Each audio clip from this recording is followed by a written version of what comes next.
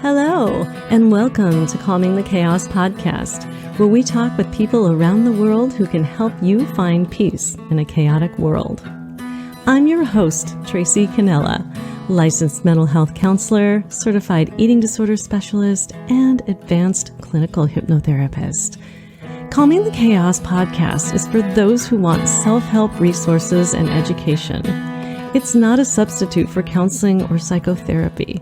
So if you like what you hear, please subscribe and share it with your friends. Thanks so much for listening. And now, let the chaos begin.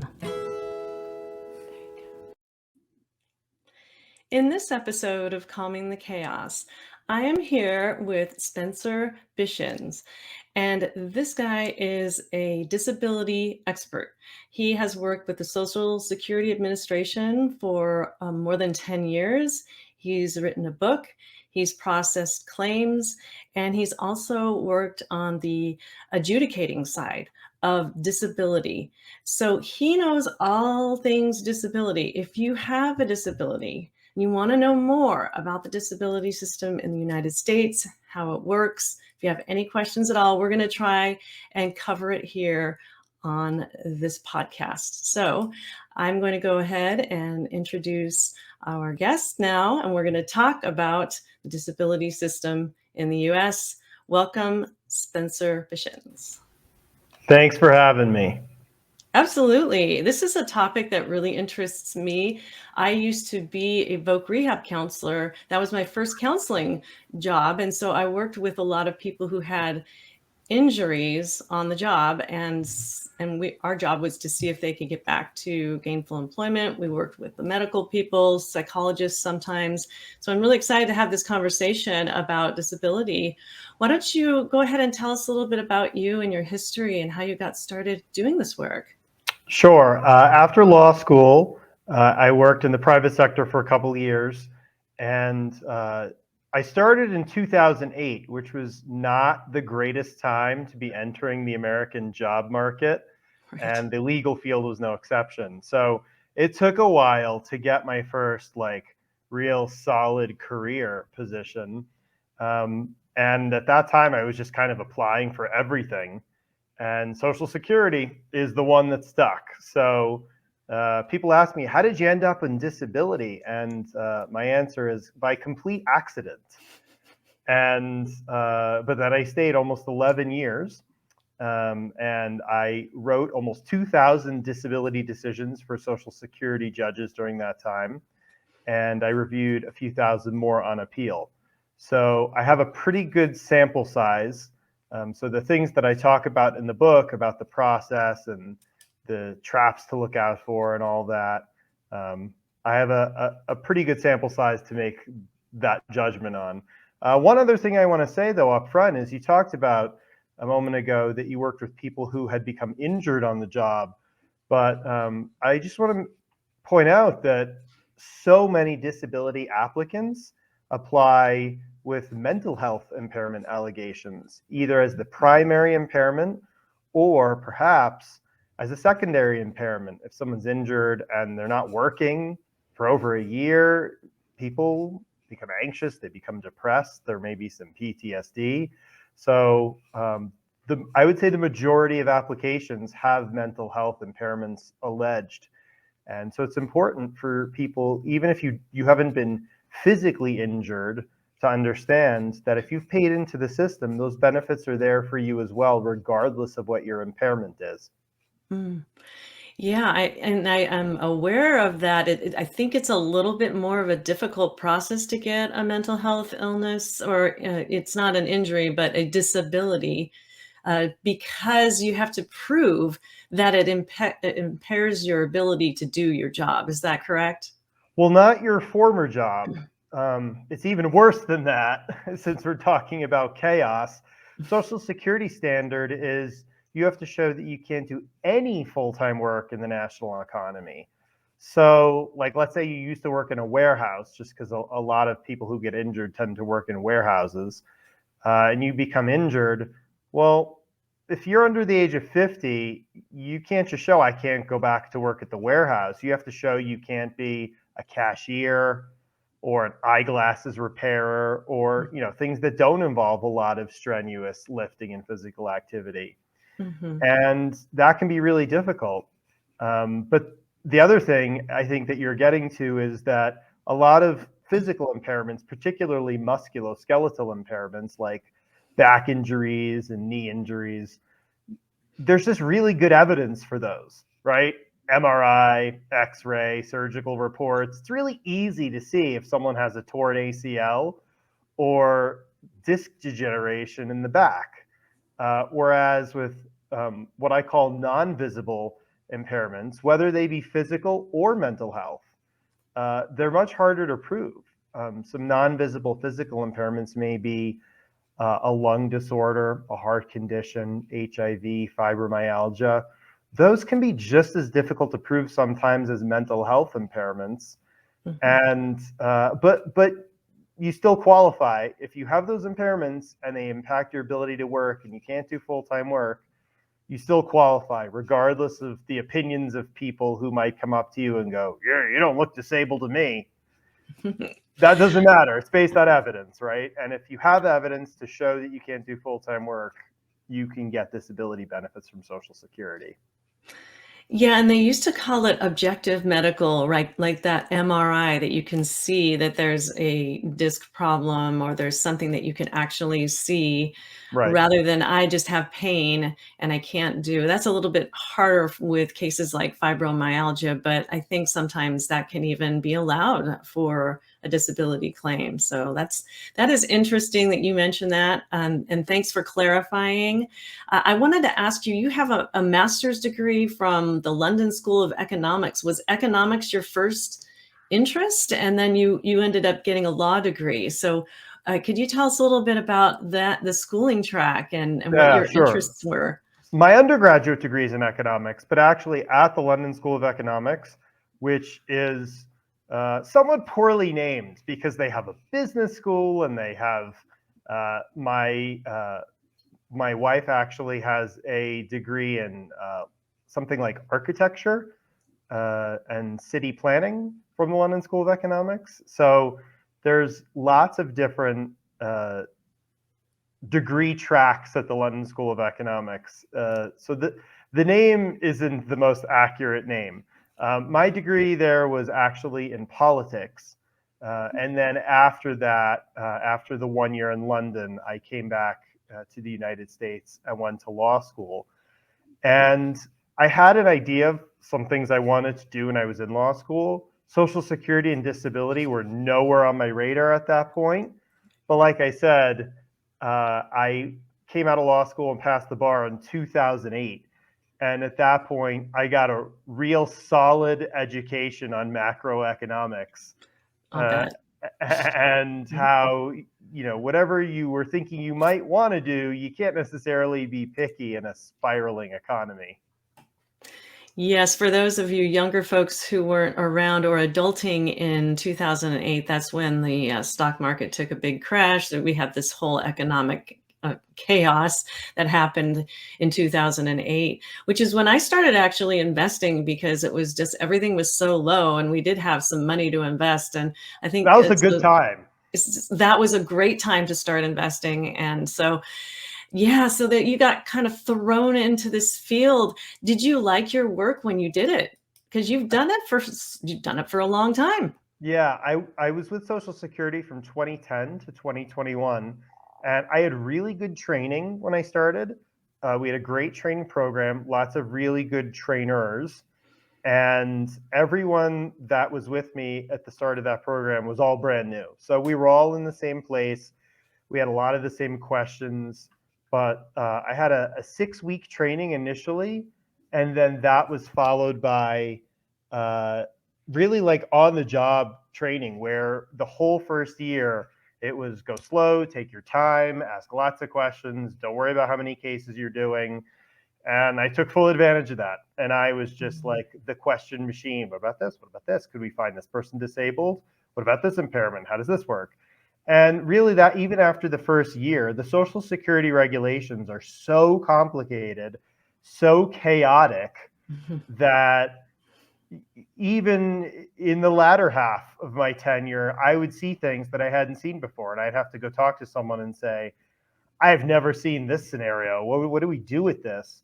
But of course, the longer I was there, the more other people, particularly newer employees, were coming up to me and saying, what about this? How does this work?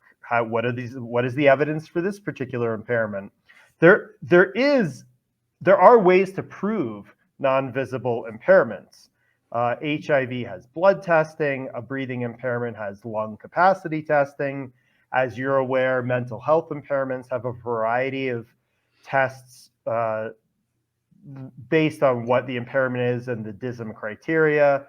So, and we get, as lawyers, we do get limited medical training because we have to know how to read those medical records and how to understand them, how to know what that evidence is proving so that we can say whether this evidence proves the legal requirements of the impairment. So, yeah, it's very chaotic. Just to put it, your show matches the name of your show matches Social Security's regulations perfectly because there's so many different impairments and there's so many different elements and so many different types of evidence and so many different judicial personalities. And of course, nobody has one impairment, right? People have combinations of impairments. So now I need to look at the back injury and the lung capacities because they're a smoker, and now they've got depression, so I need to consider their mental health. And you got to put all that together and decide if that person meets the definition of disability. And it can be really, really confusing. And so as you can imagine, that takes a lot of training to really be able to understand how to put all that together. And so if a person thinks that they may qualify for disability, what sort of evidence do you actually need to come up with? Or if a person says, I have something, like a back injury, say, because that's pretty common. And then they have to go to a doctor, or they have to have a bunch of evidence. They have to have preponderance of the evidence. Three That's right. people have to agree. What kind of evidence do you need? So the standard is preponderance of the evidence, which in normal person English just means it has to be more likely than not that you've proven what you say is happening. So in a disability application, you're saying, I'm disabled and can't work, which means I have a medical impairment or impairments that impacts my ability to work, and that's been the case for 12 continuous months, or will be the case for 12 months, or is likely to result in death. And to make it even more complicated and confusing, you can be found disabled solely based on your medical situation, or if that's not sufficient, also considering your vocational situation. In other words, if you meet certain medical criteria, we don't even ask if you can work, we just presume it. If you don't meet those criteria, then we say, okay, well, with what you do have and what you have shown us, is it the case that you can't do any full-time work? And to even go even more complicated, once you get over 50, the rules change in favor of the claimant, and it's a little bit easier to prove disability because we recognize that it's just harder for people over 50 to transition to other types of work. As far as what you need to prove, that's of course different based on what impairment or impairments you have.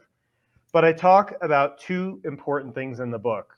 One is I explain that different kinds of impairments, whether they be physical, visible, physical, non-visible, mental and potentially treatable, or mental health and permanent, things like neurocognitive disorder or intellectual disability. I explain the different ways that the agency treats those different impairments and the different kinds of evidence you would want to look for different kinds of impairments. The other thing is we just have to acknowledge the reality that when someone's not working and they don't have health insurance, it can be nearly impossible to get the care that they need and to get good documentation. When you can't afford to see a provider, how are you supposed to get evidence to show that you can't work, right? You can't work, so you have no insurance, so you can't go see someone, so you don't have evidence. And I can't tell you how many times I've heard a judge in a hearing say, well, you don't have evidence, I guess you're okay, which makes absolutely no sense. All not having evidence shows is that you had a hard time getting evidence. It doesn't show that you're medically okay, right? Yeah. So I also provide information in the book about ways you can think outside the box to get the care you need and the documentation for your disability claim. Because as you pointed out, no one thinks about this. All people think is, I'm hurt, I'm in pain, I'm injured, I don't feel right, I can't work full time. I can't go to work 8 hours today and do it again tomorrow. But people don't know what to do from there. And that's why I wrote my book, Social Security Disability Revealed, because I wanted to put all of this information in one place. What is the disability system? How does Social Security determine you're disabled? What kind of evidence you would need? What happens if you win? And what happens if you lose? Because bad things can happen either way. And how do you get someone to help you with that process? So I wanted all of that information in one book. In your words, I wanted to try and make it less chaotic. Yeah, so I'm going to share my screen here with you. And so you're on quite a few different sites. Your book is, and this is the Amazon site, and it does have a really good look inside of the book, but also through your website, you give quite a bit of information about the book, and even a table of content that you give as well. So I appreciated seeing that on your website. And the reason is, people have all kinds of different reasons for wanting to read the book. It might be, I'm starting the process and I've heard SSDI and SSI and I don't know what that means. It might be the questions you've been asking, which is, what kind of evidence do I need? Maybe you've already lost your case and your question is, how do I appeal? Or you've won your case and you have benefits and now the agency's trying to take them away, which absolutely happens. And so, yeah, that's why I put that list of topics and the table of contents on the website, because wherever someone is in their journey, or maybe it's not even them, maybe it's a family member, maybe the person is a mental health practitioner, such as yourself, and wants to know, what are my patients going through? How can I help my patients? I wanted all of these different possible readers of the book, consumers of this information, to know, oh, okay, that was my question. That's what I need to know. Yes, it's in the book. And also where to go to get help, right? Do you need to get an attorney? And what sort of doctor do you need to go to, or medical provider do you need to go to get that evidence that you need for your case? All that stuff is covered in your book. And what's actually more important, so for the claimant, they need to know, what kind of sources do I need to see? But they also need to know, what do I need to get that source to give me as far as evidence? What objective evidence, what observations, but also what kind of medical opinion? Because a lot of doctors think, well, I'll just write, my patient is disabled, or my patient can't work. And that's not a medical opinion, but medical sources don't understand that.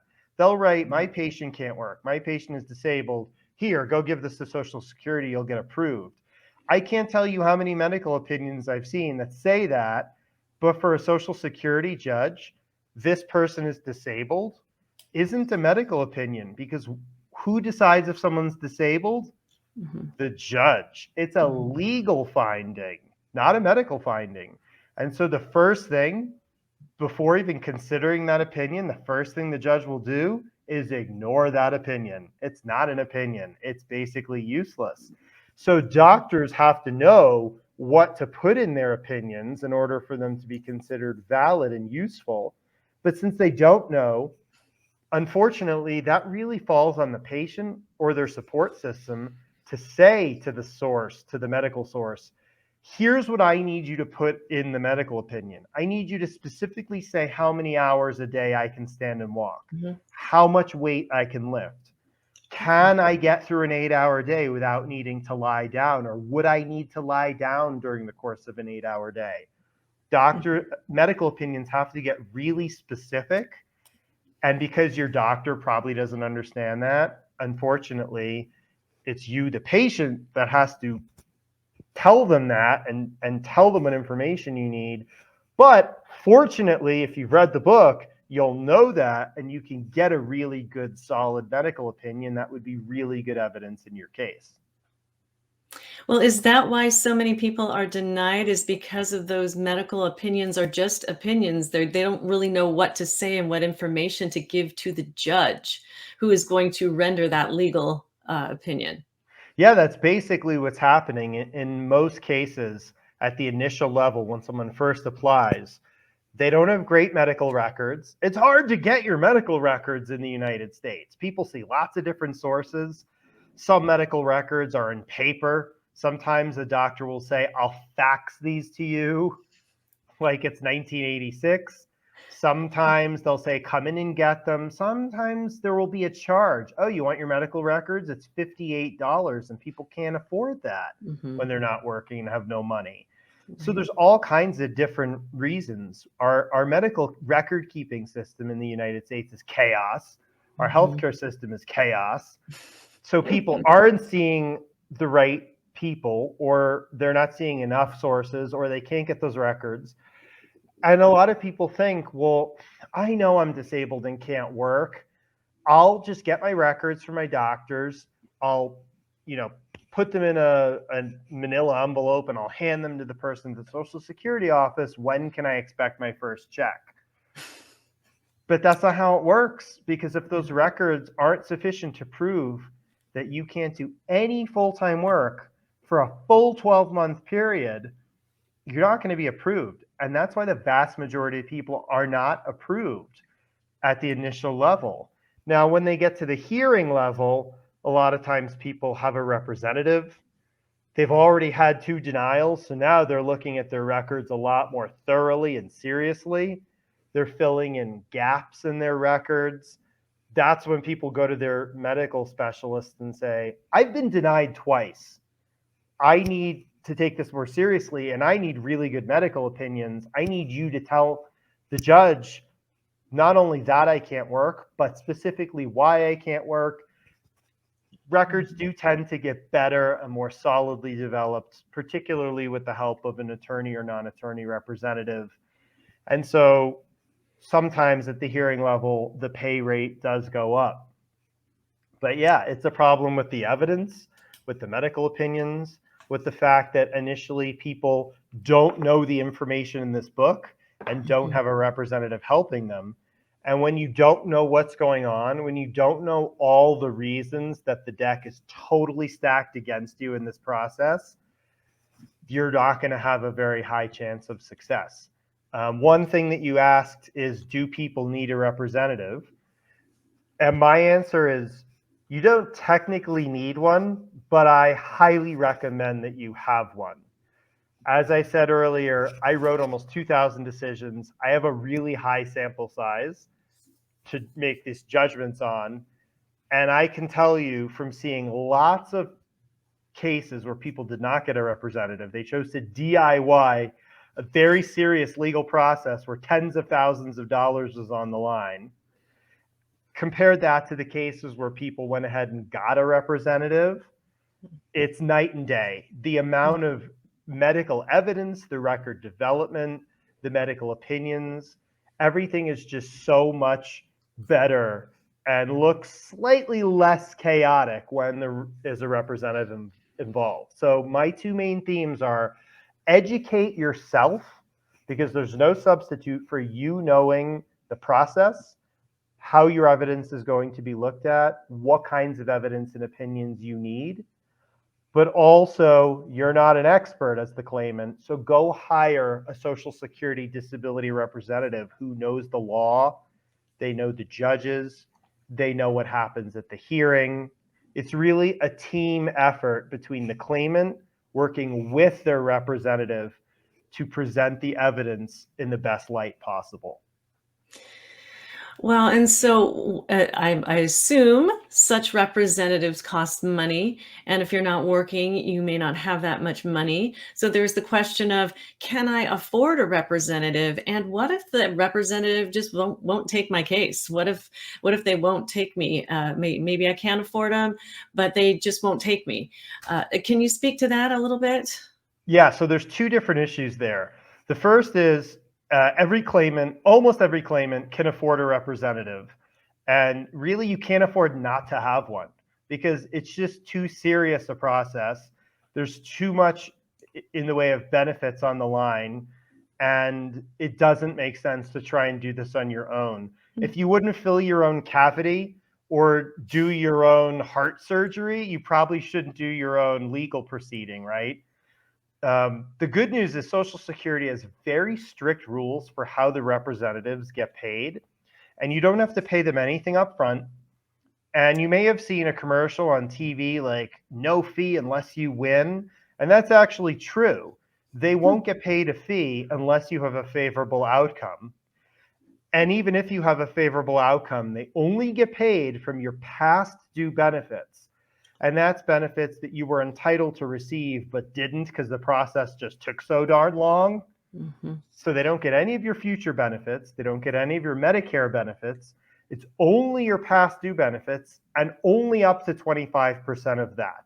Oh, wow. So it's a very limited amount, and there's a cap on that, which is $6,000 going up to $7,200 later this year.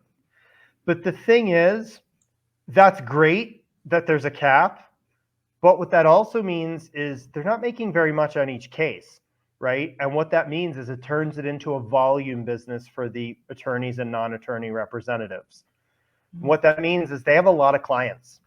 And that's why it's so important that the claimants educate themselves. You can't rely on your attorney for everything. They'll look at your case for a little bit, or they'll have a paralegal in their office do it. They'll show up to your hearing 30 minutes early to have a quick chat with you. They'll be at your hearing to advocate for you, but you are not their only client. They're not making a lot on your case, so they have to have a lot of cases.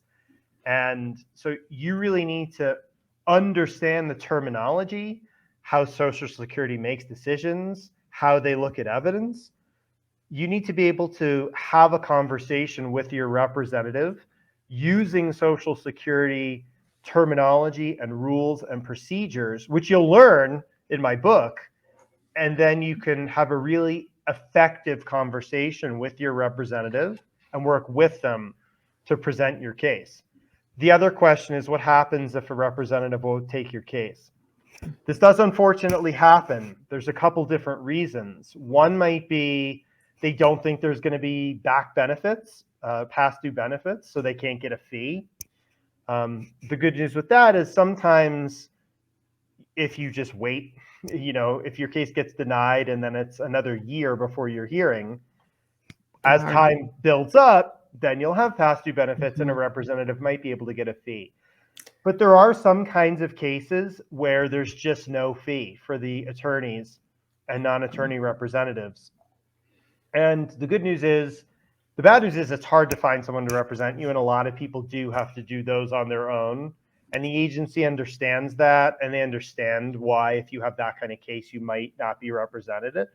But there are a lot of nonprofits around the country that will try and help people who have those kinds of cases that the private bar won't be able to handle. And so if you're in that situation, and those are more rare, but if you're in that situation, there might be help for you. Otherwise, as I said, the judges and staff attorneys, they understand why you're on your own in those situations. And so they will try and do their best to be as impartial as possible and to do everything they can to help you get the evidence that you need in that situation. Yeah, I appreciate you saying that. And I think this is a good time for me to show your website because it does have a lot of useful information on it. As we said before, you can go to the website and you can see part of the book here. And I'll go ahead and share the screen with you now. It actually has the book description and so a lot of really useful information. In fact, there's quite a bit of text here for if you're interested. And then there's also, as I mentioned before, the table of contents is also on the website. So this website is super helpful. I'll try and share my screen and show the table of contents here. And I wanted people to understand who I am, where I'm coming from, why I have some authority to speak about this, and why I wrote the book, and then of course the topics that are in the book, because I wanted this to be a way for people to understand what the process is, how the process works, what kind of barriers will be put up in their way. For example, how judges are literally incentivized to deny claims because the agency doesn't like the pay rate to get too high. So they make sure that a certain amount of claims will be denied. You think you're getting an individualized look at your case, but unfortunately, that judge may have actually decided to deny your case before your hearing even begins. And that's really unfortunate, that I explain why that happens in the book, but also the second half of the subtitle, it's not just why it's hard to access benefits, but then of course, what you can do about it. When all these barriers and these things that you can't control are put up in your way, what are the things that you can do, that you can control to have a positive influence on this process? And that's why, and exactly why I created my podcast, is because there's so many things that are chaotic, as you say, in this world. And I think that some organized fashion and understanding and being able to do something about it, because the second part of the book does say, what can you do about it? Right. And then it gives you a sense of hope that you can calm any kind of chaos that you have about disability and this whole process. Is that correct? Yeah, and part of the reason for chaos is the agency wants it to be chaotic. This is no accident. They make it really easy to pay into the system, right? Most people are employees. Their Social Security tax comes out of their paycheck before they even get their paycheck. So Social Security is making it really easy, just like any insurance company, to pay into the system, and then really difficult to get money out when you need it. And so that's part of the reason for the chaos, is they want to make it hard. They don't want everybody to be taking money out of the system, or the Social Security system would collapse, right? So Right. so they make it really difficult, but part of the way to calm that chaos is through education. Just understanding why the Social Security disability system exists, its history, what the programs are, why they're there, how decisions are made, before you even start talking to your doctors or getting a representative. Just knowing all of that will provide some level of comfort and some level of empowerment. Okay, this isn't chaotic to me anymore, because now I understand these things. And now that I understand the system, I know how to navigate it. And it's like when you first are given driving directions to go somewhere that you've never been. It looks really chaotic, but you drive there one time and then you think, like, I don't need directions anymore. Now I know how to get there. I know where the markers are. I know I make a right at that building and a left at that billboard. And once you understand something, it's just not scary or chaotic or overwhelming, at least as much as it was in the past. And so I think, if nothing else, that's the best reason to get and read the book. Is, you've got a couple $1,000s per month for many, potentially a couple decades. You're talking tens of thousands of dollars in benefits on the line.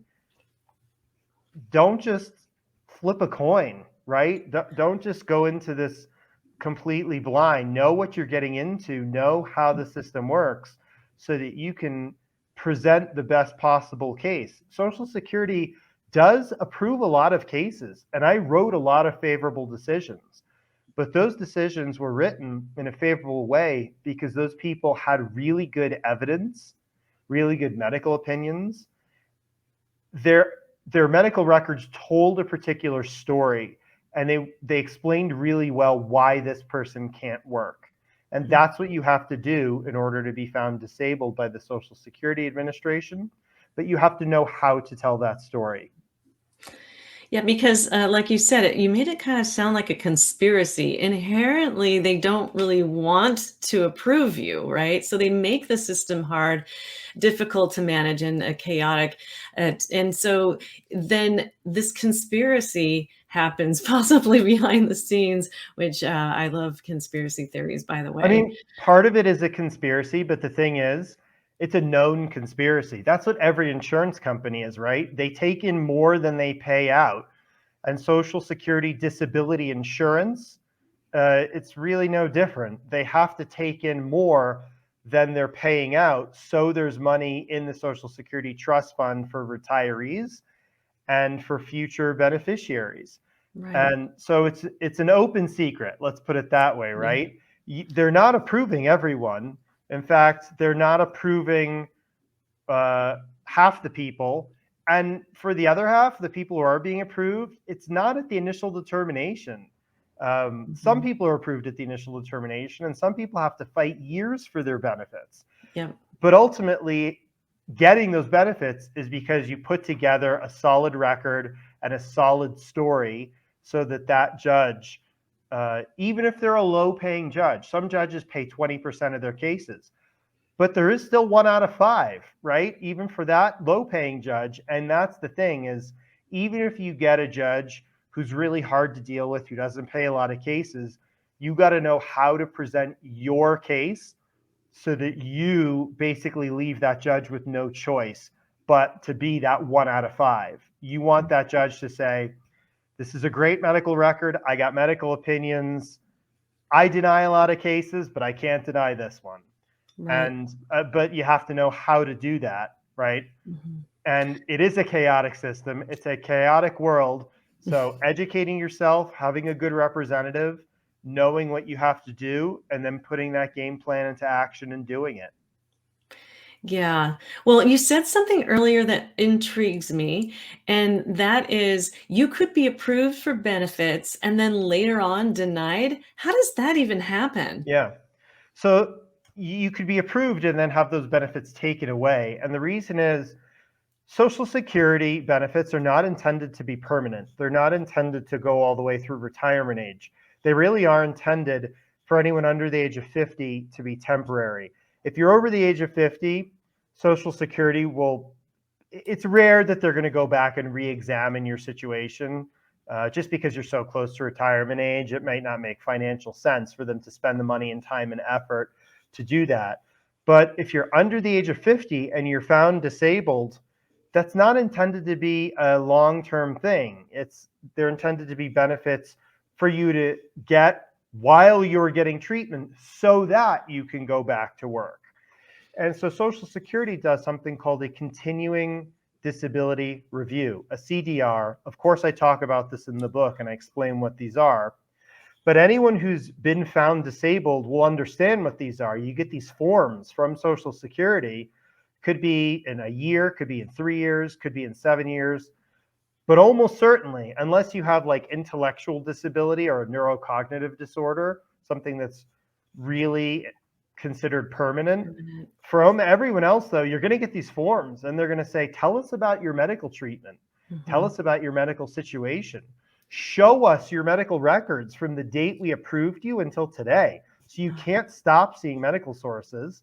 You can't stop getting documentation because Social Security is going to go back later and say, we want to know if you're still disabled, or Mhm. maybe now that you've been getting benefits and treatment, maybe you can work now. We're going to send you to see our doctor that we pay for. What do you think the doctor that Social Security pays for, what do you think that opinion is going to say? Right. Right? When Social Security is sending you to that doctor to see if you're not disabled anymore and they're paying that doctor, surprise, a lot of times that opinion says you're not disabled and you can Yep. work.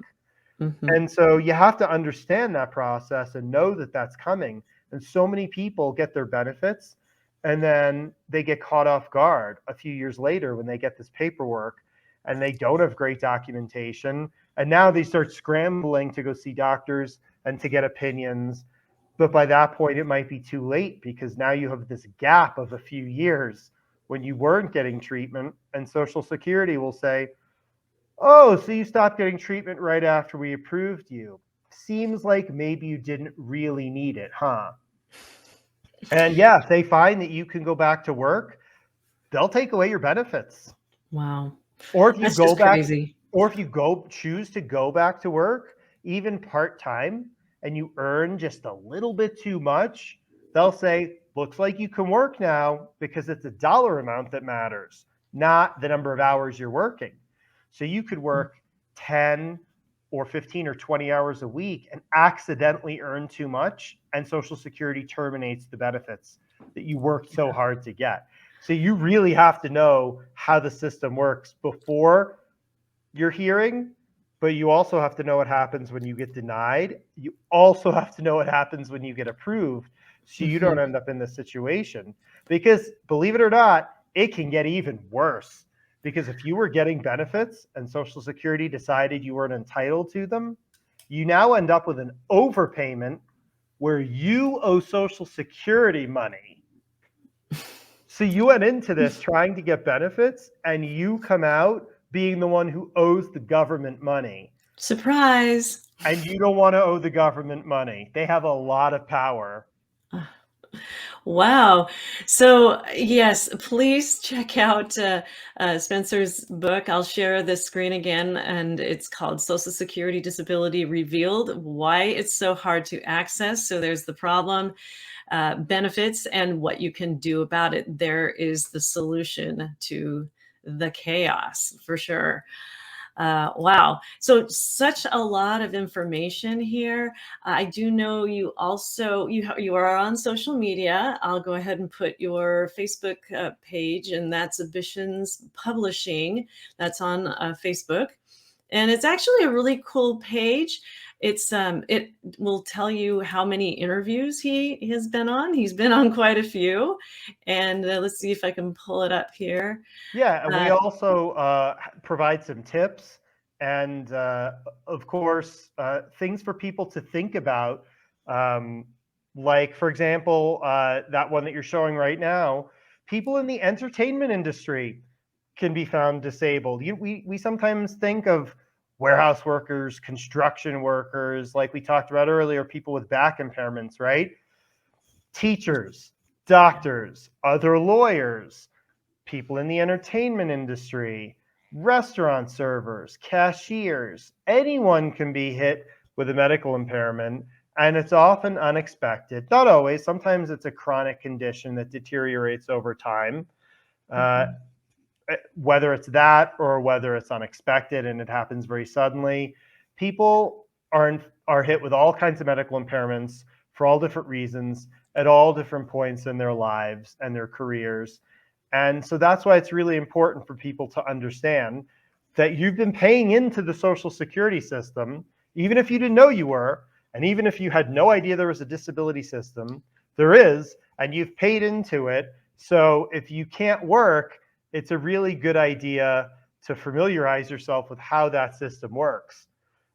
Real quick, just because you may have some audience who have vision impairments, I just want to say the website out loud. It's bishinspublishing.com, BISHINS publishing.com.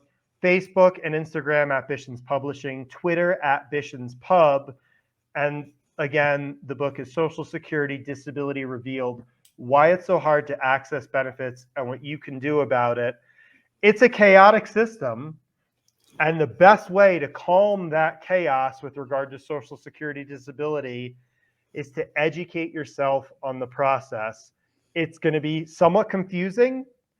I tried to break things down into normal person English to the greatest extent that I can, using translations and regular English and examples, and here's what they mean and here's what they don't mean, things like that. You might still not understand everything, but that's okay, because you're at least going to be exposed to everything. Things are going to be shown to you that you didn't know existed. And I'm hoping that if I've succeeded in my goal, you'll understand most of what's in this book, because again, I take complicated things like residual functional capacity and I break it down into normal person English, which is, that just means what you can do when your impairments are considered. Right. So to talk about what you can do with your impairments taken into account, we say residual functional capacity. And you got to know what those things mean to have an effective conversation with your representative. And so you know what's happening at your hearing and what the judge is talking about at your hearing. So calm that chaos, read the book, understand what's going on, and that way you can advocate for yourself because it's your case and there's no substitute for you advocating for your own situation because those are your disability benefits. Well said. And yes, please visit the website, bishinspublishing.com. There's that Facebook page we were just on, and you can find that at Bishins Publishing. And then we've got Instagram at Bishins Publishing and Twitter at Bishins Pub. Sounds like a brewery or something. I know publishing was too long, but if the whole educating people about Social Security thing doesn't work out, I can open a brewery, right? Right. As long as your residual functional capacity allows you to be able to do that kind of work, right? See, that's what education does, is it allows you to understand and use terminology in everyday life. Absolutely. Awesome. Well, thank you so much for being on our show today. I appreciate you and what you do. And everybody check out Spencer's book. It's really a good read. And thank you so much again for being on Calming the Chaos today, Spencer. Thank you for having me. It's been fun. Thank you for listening to Calming the Chaos podcast. If the information in this podcast has been helpful, please consider subscribing and share it with your friends.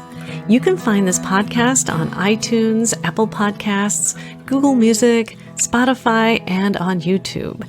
You can also go to our podcast website at www.calmingthechaospodcast.com, where you can listen to all Calming the Chaos podcasts. Thanks so much for listening, and I look forward to sharing my next podcast episode with you. In the meantime, take care.